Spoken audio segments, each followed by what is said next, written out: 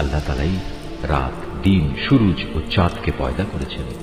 এদের প্রত্যেকেই মহাকাশের কক্ষপথে সাঁতার কেটে যাচ্ছে। হে নবী, আমি তোমার পূর্বেও কোনো মানব সন্তানকে অনন্ত জীবন দান করিনি। সুতরাং আজ তুমি মরে গেলে তুমি কি মনে করো তারা এখানে চিরজীবী হয়ে থাকবে? প্রতিটি জীবকেই মরণের স্বাদ গ্রহণ করতে হবে। হে মানুষ, আমি তোমাদের মন্দ ও ভালো এ উভয় অবস্থার মধ্যে ফেলেই পরীক্ষা করি। অতঃপর তোমাদের তো আমার কাছেই ফিরে আসতে হবে। কাফেররা যখন তোমাকে দেখে তখন মনে হয় তারা তোমাকে কেবল তাদের বিদ্রূপের পাত্র রূপে গ্রহণ করে। তারা তোমার দিকে ইশারা করে বলে, এ কি সে ব্যক্তি যে খারাপ কথা দিয়ে তোমাদের দেবদেবীদের মন্দভাবে স্মরণ সমালোচনা করে? অথচ এরা নিজেরাই দয়াময় আল্লাহ তাআলা স্মরণ অস্বীকার করে। আসলে মানুষকে সৃষ্টি করা হয়েছে তাড়াহুড়ো করার প্রকৃতি দিয়ে, কিন্তু আমি অচিরেই তোমাদের আমার কুদরতের নিদর্শনগুলো দেখিয়ে দেব। সুতরাং তোমরা আমার কাছে তাড়াহুড়ো কামনা করো না। তারা বলে, যদি তোমরা সত্যবাদী হও তাহলে বলো কিয়ামতের এই ওয়াদা কবে পূর্ণ হবে? কত ভালো হতো যদি এই কাফেররা সে ঘণ্টির কথা জানত, যখন তারা তাদের সামনে ও তাদের পেছন থেকে আসা আগুন কিছুতেই প্রতিরোধ করতে পারবে না। সে সময় তাদের কোন রকম সাহায্যও করা হবে না। মূলত কিয়ামত তাদের উপর আসবে হঠাৎ করে, এসেই তা তাদের হতবুদ্ধি করে দেবে। তখন তাকে তারা কোনো অবস্থায় প্রতিরোধ করতে পারবে না, আর না তাদের এজন্য কোনো অবকাশ দেয়া হবে। হে নবী, তোমার আগেও অনেক রসুলকে এভাবে ঠাট্টা বিদ্রূপ করা হয়েছিল। পরে দেখা গেল তারা যা নিয়ে ঠাট্টা বিদ্রূপ করেছিল তাই তাদের পরিবেষ্টন করে নিয়েছে। হে নবী, তুমি এদের জিজ্ঞেস করো, কে তোমাদের দয়াময় আল্লাহ তাআলার আযাব থেকে রক্ষা করবে, তা রাতের বেলায় আসুক কিংবা দিনের বেলায় আসুক। কিন্তু সে কথা না ভেবেই এরা নিজেদের মালিকের স্মরণ থেকে মুখ ফিরিয়ে রেখেছে। তবে কি তাদের আরো কোনো মাবুদ আছে যারা আমার আযাব থেকে তাদের বাঁচাতে পারবে? তারা তো নিজেদেরই কোনো সাহায্য করতে পারবে না, না তারা আমার কাছ থেকে সেখানে কোনো সাহায্যকারী পাবে।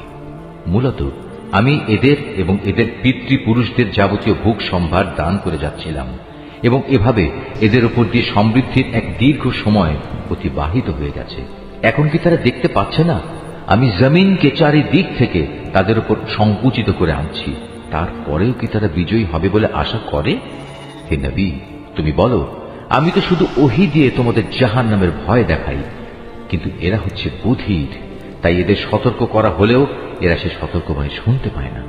অথচ তোমার মালিকের আযাবের সামান্য কিছু অংশ যদি এদের স্পর্শ করে তখন এরা বলে উঠবে, হায় দুর্ভাগ্য আমাদের, আমরা সত্যি জালিম ছিলাম।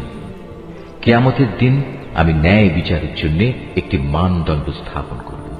অতঃপর সেদিন কারো কোনো মানব সন্তানের উপরই কোন রকম জুলুম হবে না। যদি একটি শস্যদানা পরিমাণ কোনো আমলও তার কোথাও লুকিয়ে থাকে, হিসাবের পাল্লায় তা আমি যথার্থই এনে হাজির করব। হিসাব নেয়ার জন্য আমি যথেষ্ট। অবশ্য আমি মুসা ও হারুনকে ন্যায় অন্যায়ের ফয়সালাকারী একটি গ্রন্থ দিয়েছিলাম। পরহেজগার লোকদের জন্য দিয়েছিলাম আধারে চলার আলো ও জীবনে চলার উপদেশ। এটা তাদের জন্য যারা আল্লাহ তাআলাকে না দেখেও ভয় করে এবং তারা কিয়ামত সম্পর্কে ভীত সন্ত্রস্ত থাকে। আর এ হচ্ছে বরকতপূর্ণ উপদেশ। এ কোরআন আমি নাজিল করেছি, তোমরা কি এর অস্বীকারী হতে চাও? আমি আগে ইব্রাহিমকে ভালো মন্দ বিচারের জ্ঞান দান করেছিলাম, এবং আমি সে সম্পর্কে সম্যক অবগত ছিলাম। যখন সে তার পিতা ও তার জাতির লোকদের বলল, এই নিষ্প্রাণ মূর্তিগুলো আসলে কি যার ইবাদতের জন্য তোমরা শক্ত হয়ে বসে আছো? তারা বলল, আমরা আমাদের পিতৃপুরুষদের এগুলোর ইবাদত করতে দেখেছি, এর চাইতে বেশি কিছু আমরা জানি না। সে বলল, এগুলোর পূজা করে তোমরা নিজেরা যেমন আজ সুস্পষ্ট গুমরাহিতে নিমজ্জিত হচ্ছ, তেমনি তোমাদের পূর্বপুরুষরাও গুমরাহিতে নিমজ্জিত ছিল। তারা বলল, তুমি কি আসলেই আমাদের কাছে কোনো সত্য নিয়ে এসেছো, না অযথাই আমাদের সাথে তামাশা করছো?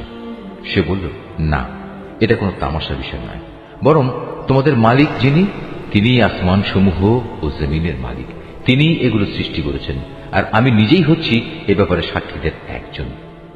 আল্লাহ তাআলার শপথ, তোমরা